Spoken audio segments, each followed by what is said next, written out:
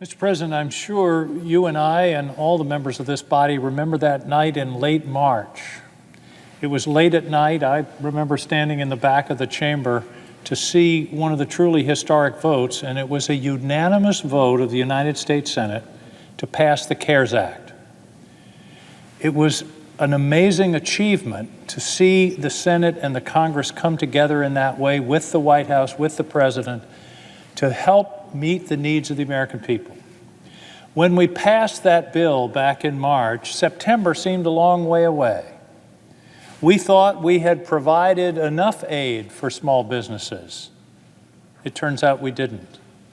We thought we had provided enough aid for people, unfortunately, who have fallen into unemployment through no fault of their own, but the fault of this dreaded COVID-19. But we didn't provide enough. We hoped that we had provided enough for first responders, for schools, for healthcare professionals, for testing, for all the things that were necessary to get us out of this terrible pandemic. It turns out that wasn't the case.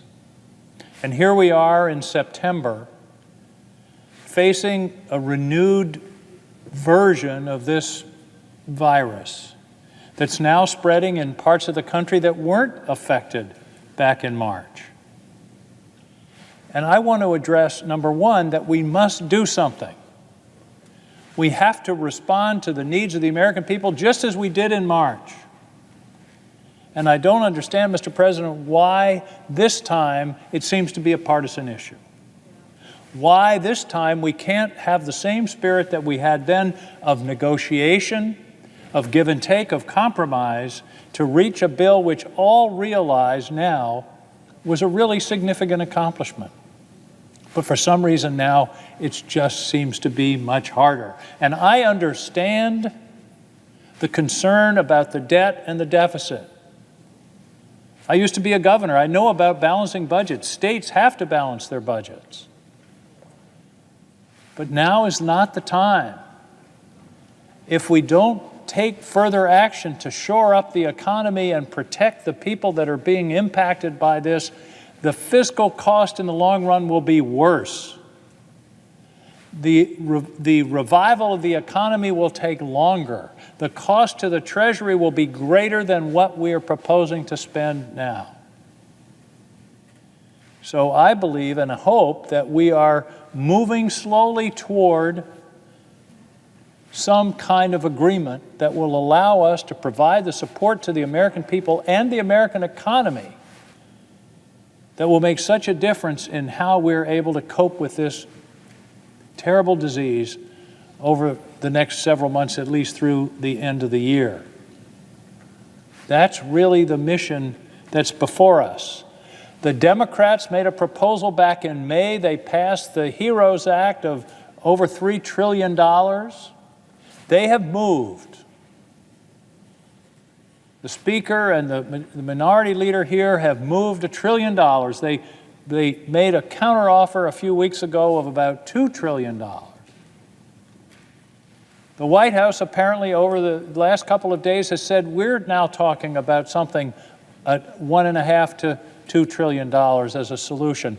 The parties are moving, and I hope today that they will continue to discuss, that the table will have people sitting at it trying to find a solution. I think there is hope that we can do that. I deeply hope that we can come to an agreement. Schools across the country are seeing unbelievably additional expenditures in all areas to try to get back to normal, to try to get back into the classroom. But if they're going to they're going to need more buses, they're going to need more teachers, they're going to need more people, they're going to need more cleaning materials, they're going to need all kinds of additional expenditures they weren't anticipating. Small businesses are continuing to teeter. I hear awful stories about small businesses between now and the end of the year that are in danger of closing their doors forever. That would be a tragedy for our country. And we're continuing to see people lose their jobs. We're continuing to see people on unemployment. We're continuing to see people who can't put food on the table because the aid that we provided in the CARES Act in March ran out at the end of July. So I'm urging Number one, discussions. That's pretty obvious. I hope that the parties, the representatives of the two parties and the representatives of the White House can come together and reach an agreement. But part of this agreement has to contain within it support for states, towns, and cities. They are suffering too, and they are providing the very services that the people need in this pandemic. States can't borrow money the way we can.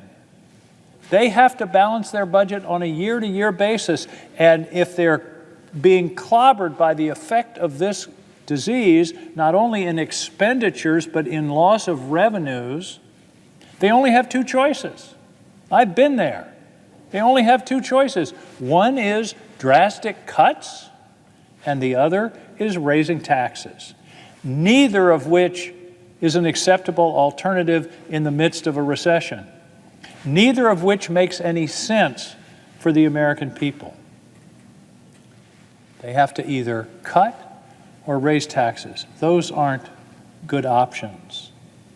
And by the way, I can only speak for the Maine budget. I don't know how other state budgets work, but in Maine, about a third of our budget, between 25 and 35% of our state budget, goes back to our communities. It goes to the capital city of Augusta, makes a U-turn, and goes back into the towns and cities across Maine, mostly in the form of general purpose aid to education, but also in the form of revenue sharing and other kinds of grants and contracts. So when we talk about the states, it sounds like we're talking about these big impersonal entities, but we're really talking about towns, small towns, school districts. That's where a lot of this impact is going to fall. And it's a double-edged sword that cuts both ways. It's hurting people, the people who are being laid off, the people who are going to have to be laid off, whether they're in a town, a city, a county, or the state. But that hurts the economy.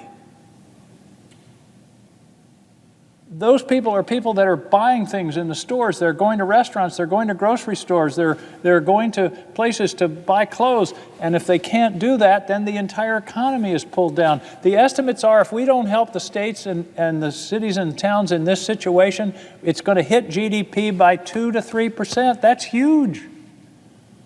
That's a huge economic loss. It's going to translate into a fiscal loss for us, but a tragic loss for the American people. The estimate in Maine is a $1.4 billion shortfall of our state budget over the next 3 years, $500 million in this fiscal year that we're in right now. Towns and cities across Maine are already starting to furlough first responders. Who is it that works for the towns? Who is it that works for the cities? Police and fire are the biggest components. They're not hiring people. Mr. President, I think we need to face the fact that those who are opposing aids to our cities and towns are the people who are defunding the police. That's who's defunding the police, because their budgets are going to be cut if they don't get some assistance from this body and this government. Let's be real. Let's talk about facts. Let's talk about the real impact of our lack of attention to this issue. This is a personal tragedy for these families, and it's one more blow to the economy. And by the way, this is not a blue state issue. Here are some states whose budgets have been hit by more than 10% by the loss of revenues caused by the COVID-19. Alaska, not much of a blue state. Indiana, Kansas, Kentucky, Montana, Oklahoma, Wyoming. Those states are hurting too. And it bothers me, this blue state, red state stuff. I have voted for, I don't know how many emergency appropriations for natural disasters, for wildfires and floods and hurricanes. It never occurred to me to ask what color the state is. It never occurred to me. We're a community. This is one country.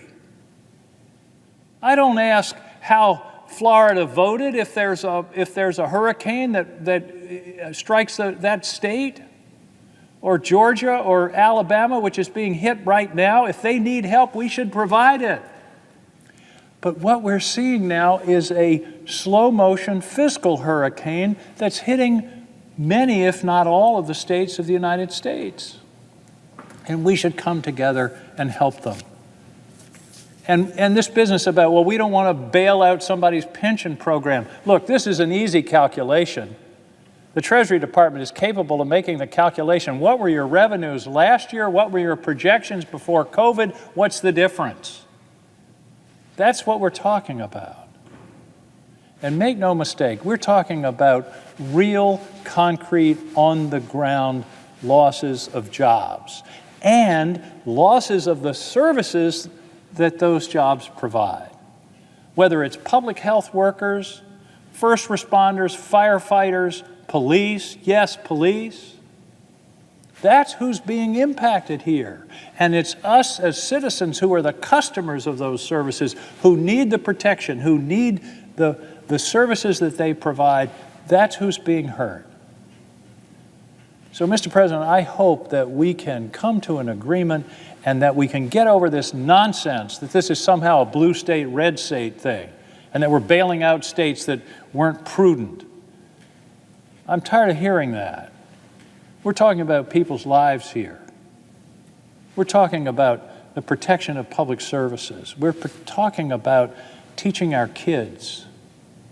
We're talking about people who are providing the basic protections that we all take for granted in our daily lives. So really, I have two simple messages. One, let's make a deal. And two, that deal should include support for those people and institutions in our states, in our cities, and in our smallest towns, so that they will have the wherewithal to be able to help us all get through this thing together.